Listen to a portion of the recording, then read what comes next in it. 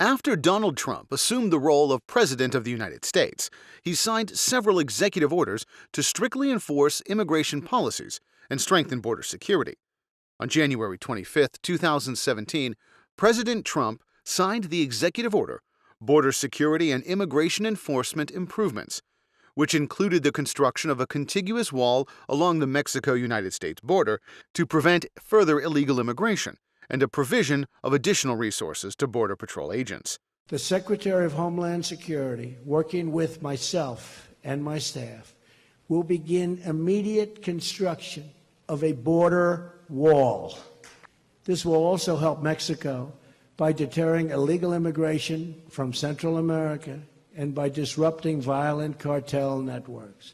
As I've said repeatedly to the country, we are going to get the bad ones out, the criminals and the drug deals and gangs and gang members and cartel leaders.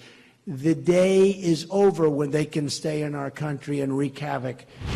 On January 27th, President Trump issued the executive order protecting the nation from foreign terrorist entry in the United States, which suspended for 90 days the entry of certain aliens from 7 countries: Iran, Libya, Iraq, Sudan, Somalia, Yemen, and Syria.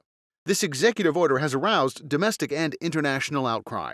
In February, hundreds of undocumented immigrants were arrested in raids, triggering panic among American immigrants. On June 26th, the U.S. Supreme Court's 9-0 decision lifted a series of lower court rulings blocking the Trump administration's travel ban and allowed parts of the travel ban to come into effect. 1. Build a wall on the southern border to prevent illegal immigration. 2. Stop the policy of catch and release. 3. Zero tolerance for criminal aliens. 4. Block funding for sanctuary cities that refuse to deport undocumented immigrants. 5. Cancel unconstitutional executive orders and enforce all immigration laws. 6. Suspend the issuance of visas to any place where adequate screening cannot occur. 7. Ensure that other countries take their people back when we order them deported. 8. Finally, complete the biometric entry-exit visa tracking system. 9. Turn off the jobs and benefits magnet. 10. Reform illegal immigration to serve the best interests of America and its workers. Basically, we've seen our current, I don't even like to say the words, quite honestly. We've seen the current president of the United States claim that he's tough on immigration. And me personally, I think he's done a wonderful job of creating such a hostile environment that if I were from another country, I just wouldn't want to come here.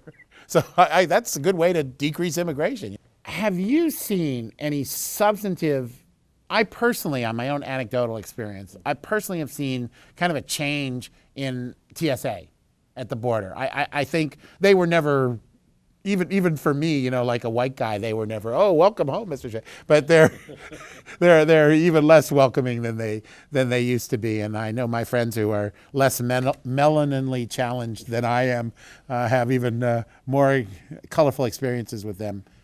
Other than just a change in the tenor, has there been any change in the laws that have been disadvantageous to people who want to come here and enjoy the American dream? Well, there has been a lot of talk. There hasn't been too much in actual legislation. The level of hostility towards immigrants, I think, is definitely on the rise. I think it's been encouraged almost exclusively by our new president. I think it's tragic. I think it's wrong. And it's something that I hope would change very quickly. I hope it doesn't take 4 years, but this president has flip-flopped on a number of issues, and I hope this is one that he flip-flops on very, very soon. It was really bad at one point when they were talking about banning all travel in Iran. For me personally, because I have friends who are Muslims, who are American citizens, who are from Iran. They came to the United States to be educated. They are engineers, they're professional people, and they still have family in Tehran and other parts of Iran. And the idea that there would be this barrier where they could not visit easily their family, or their family might not be granted a visa to come and visit them. This was a very, very bad point, and I'm really glad on a personal level that the travel ban has been blocked at this point, simply because, I'm from New Jersey, and New Jersey is a very diverse state with many people from all over the world, much like New York, and it really affects the communities within my state. Immigration is a double-edged sword, which brings the United States uncertainty in society and economics, but also presents a positive impact. The United States and its society are the beneficiaries of open immigration policies. Immigrants, refugees, and their descendants have continually brought the country precious economic dynamics and creativity. People with outstanding ability around the world believe that, with individual efforts and talents, anyone can win his opportunities in the United States. According to the research by many renowned economists such as David Card and Giovanni Perry, new immigrants are found to have no or only a small negative impact on native employment. On the contrary, skills of immigrants and native employees are complementary and positive for improving productivity. Well, my home state is Arizona. That's where I grew up so, before I went to New Jersey. Yeah. And as Senator John McCain said, I think today or yesterday, he said, look, and you have bad relations with Mexico, Arizona's going to go down the tubes. So I think, and I think the synergy between Arizona and California and Mexico is incredible. And as an Arizonan, that's why we should team with Oregon and Washington and join Canada. Well, I you know what I worry about? I worry about, I travel a lot in Mexico. And I've traveled to Guadalajara. I've spent quite a bit of time there. And I was treated with such kindness. And I wonder to myself, when I go back to Mexico, I haven't been back for a while now, if I will be treated the same. Because there's just been such a polemic against Mexico and Mexicans in the U.S. lately.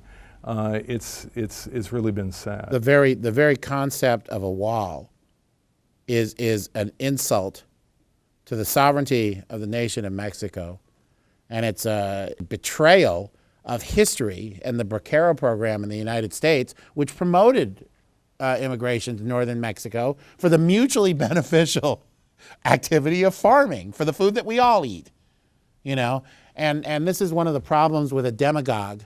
And this is one of the problems with immigration, is that the easiest target, there is no easier target, especially in a democracy, than immigrants, because they don't vote.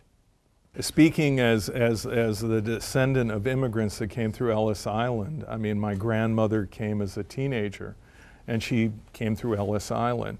And about 100 years after my grandmother came through Ellis Island, I was standing on an apartment balcony overlooking Ellis Island in Jersey City. And I thought to myself, Bubby, which is Yiddish for grandma, I thought, Bubby, if you could have looked up, you would have seen where I'd be standing 100 years later. That's the opportunity of immigration, to change your circumstances in an ideal sense. And I think that the United States has always stood for that. At least that's what the Statue of Liberty. Yeah, that's what they wrote, exactly. That's what they wrote on the Statue of Liberty. That's what Bubby saw when she came to New York. She saw Lady Liberty and she thought, this is a good thing. Of all this law and order talk out of the administration, is there any good coming out of it? In other words, have you seen any activities taken by this administration under new leadership to limit the influence and damage done by cults?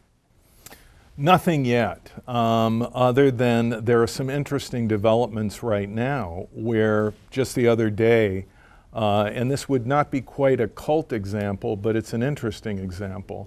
There's an evangelist by the name of Benny Hinn. Yeah. And Benny Hinn was raided. Good. This is a man who has a mansion in Pacific Palisades with, I've been told, parking for 10 in his underground garage.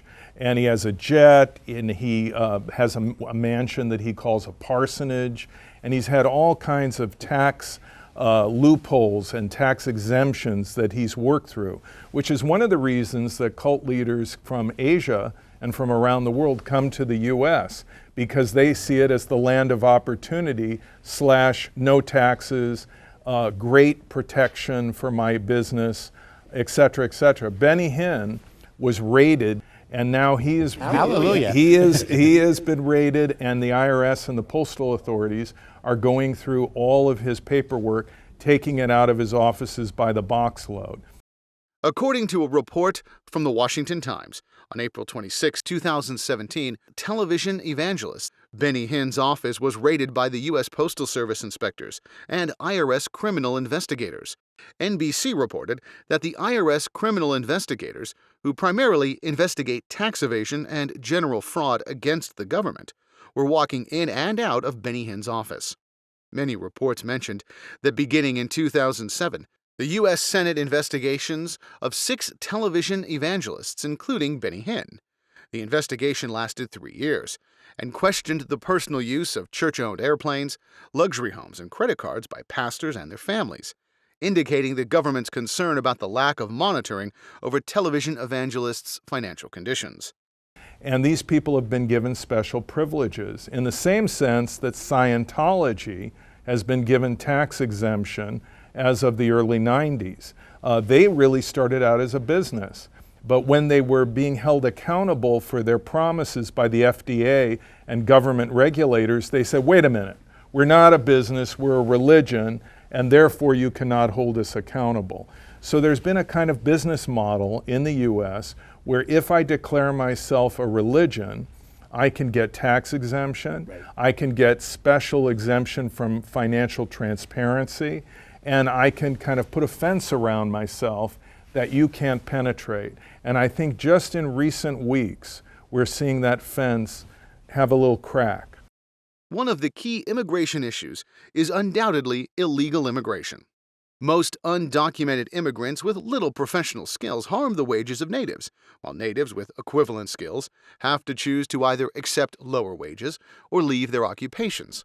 In some states, with generous immigration policies, many immigrants don't pay taxes, but their alien relatives enjoy social benefits. For example, the GDP of California constituted only 12 to 14% of the GDP in the U.S., while its social expenditure accounted for 1/3 of the country's social expenditure, including 37% from federal transfers to the state. American taxpayers cannot afford all immigrants who come to the U.S. for its social benefits. If such a thing goes on, the burden of social benefits on American taxpayers would be too much to afford. With a growing debt, the federal government could go bankrupt, like some European countries did in the past. The difference between China and the United States is, in the United States, you're my friend, and in China, I'm your friend. And this is displayed in part by religion. You see Western religions with a God who's going to punish you if you don't go along with the group. In other words, my God is going to send you to hell unless you believe in him. Eastern religions and religions that have been popular in China, though not Chinese, focus on a couple of things. Taoism and that type of religion focuses on kind of an American Indian kind of, spirit and caretaking interaction between the human and the non-human. Confucianism, which is not really a religion, focuses, and it's often misconstrued, focuses on a recognition of your place in a societal hierarchy and your obligation to perform. A lot of people misinterpret Confucianism and say, well, the emperor can do no wrong. Absolutely not true. The emperor has just as much responsibility to fulfill the obligations of the role of emperor under Confucianism as does the lowliest foot soldier. It only works if we all do it. And Buddhism and Buddhism-like theories, I find are so beautiful because instead of, kind of rewarding me or punishing me in a kind of carrot and stick fashion in like a Western religion, you go to hell or you're rewarded with eternal, I don't know what's in heaven, 37 virgins or, what it does is that helping others is going to make you happy. And the more you think, the more you dissociate from the unimportant. And the more you focus on the important, on yourself. 我怎么要修身? How do I make myself better? I love that. And because of that, I love the East. And this rich tapestry of religion, it hasn't been a kind of alternative to a government the way that, like basically the Holy Roman Empire, the Pope, is the King of England, Henry VIII. It's never been that kind of way, even though, for example, the Qing dynasty, the last dynasty in China, 1644 to 1911, run by Manchurian people, okay, they were strong believers in Zhangtuan Fojiao, in Tibetan-style tantric Buddhism. And they used that to make themselves better so that they could fulfill the role of government, as opposed to taking the scripture to enact the law of government. And I think that that's beautiful. And I think that I'd like to think that the government today, the People's Republic of China, wants to see the exact same type of thing. If you want to use religion, that's fine. Use it to better yourself. President Trump's immigration policies have also taken into consideration social issues. Some undocumented immigrants do not create value for the country, but rather harm Social Security due to individual and group behaviors. Falun Gong refugees is one typical example. With the help of American-based Falun Gong group, some Falun Gong practitioners claimed they were prosecuted because of their practice of Falun Gong and sought asylum from Western countries. However, in the United States, many cases of Falun Gong disturbing people's normal life have occurred. Problems with Falun Gong in Deer Park, New York. That is on Long Island. Li Hongzhi has built an elaborate compound there. It's where his dance troupe practices, their ballet, their performance, and there are many members inside this compound. There have been problems with the community because some of the construction has not been properly permitted or allowed. And so there has been disputes repeatedly with the local community in Deer Park. And also there are codes regarding how construction should be done, and there have been disputes about that. And let me say one more thing. Whenever there is a dispute between Falun Gong and the local authorities in Deer Park, Falun Gong has a tendency to characterize that as persecution, rather than simply a dispute about legal matters. That is, whether or not they're following American law regarding construction and permits for construction. That's not persecution. That's called obedience to the law. And Falun Gong will try to cast any criticism of what they do, what they say, even their building projects, as persecution, rather than simply comply with the law as everyone else. Cult specialist Rick Ross mentioned that he has received complaints from families that have really been hurt by Falun Gong. Their family was being torn apart. And also because the husband was, white and the wife was Chinese. Falun Gong and specifically Master Li have teachings about mixing races. Li Hongzhi has said that that is an evil thing, that it's something that should not be done. And he has said that, that the gods will be confused by children of mixed races, that there is a god for the white race, there's a god for the Chinese race, and that their children should not be mixed. So the husband felt this also caused great conflict in his family. That is, that his wife wanted to follow Master Li and really make his son feel inferior because he was a mixed race child. So that caused a lot of harm to that family and a lot of conflict. And it's been a very effective way for them to create financial empires. The most successful, by far, is Falun Gong. Because when you look at Falun Gong, you're talking about many millions of dollars a year just to finance the dance troupe, Shenyang, just to finance the Epic Times, the New Tang Dynasty. There's a significant amount of money.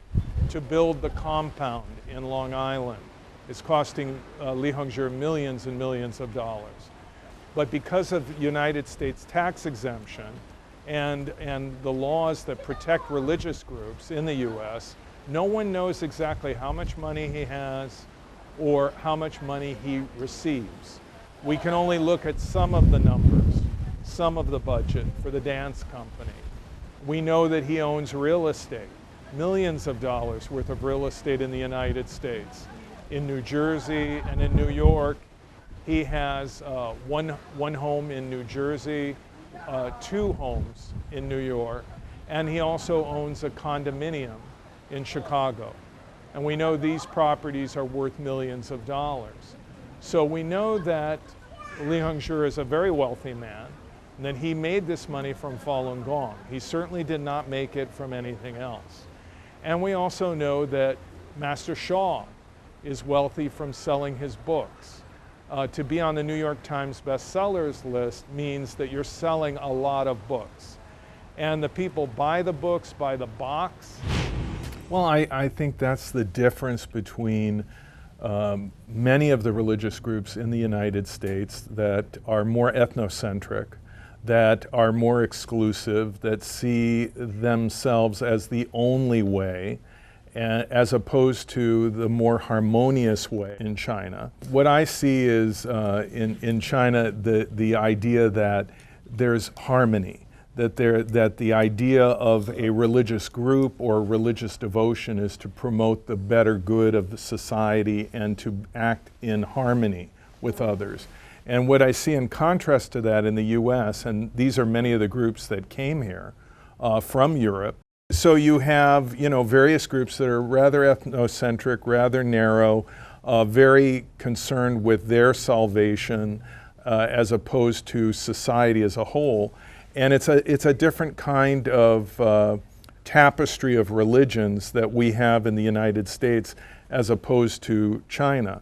Where I think that today in current society, there's a parallel in China and the U.S., or growing consensus. In fact, a growing consensus in the world is that it's not about what a group believes, it's about how a group behaves. So in other words, if you do not act in harmony in China, and you promote self-interest, self-aggrandizement, and you are in a sense a rupture with the culture that is prevailing in China, then you are likely to be declared what they call an evil cult or a destructive cult. In the same sense, in the U.S., we're beginning to focus more in recent years, particularly with Scientology, the documentary Going Clear, the book Going Clear by Lawrence Wright, the Leah Remini show on A&E as a former celebrity member of Scientology. And she's not really saying it's about what Scientologists believe. She's saying it's about how they behave and how they affect families and how they hurt people and so on. And I think in that sense, the Chinese government and the United States officials are beginning to kind of come to a consensus that it's not how groups believe, it's how they behave. And ethnocentric groups in their tradition often behave rather badly. And in China, I think a group like Falun Gong, for example, is really kind of a rupture in the sense that it is so ethnocentric and personality driven and not harmonious.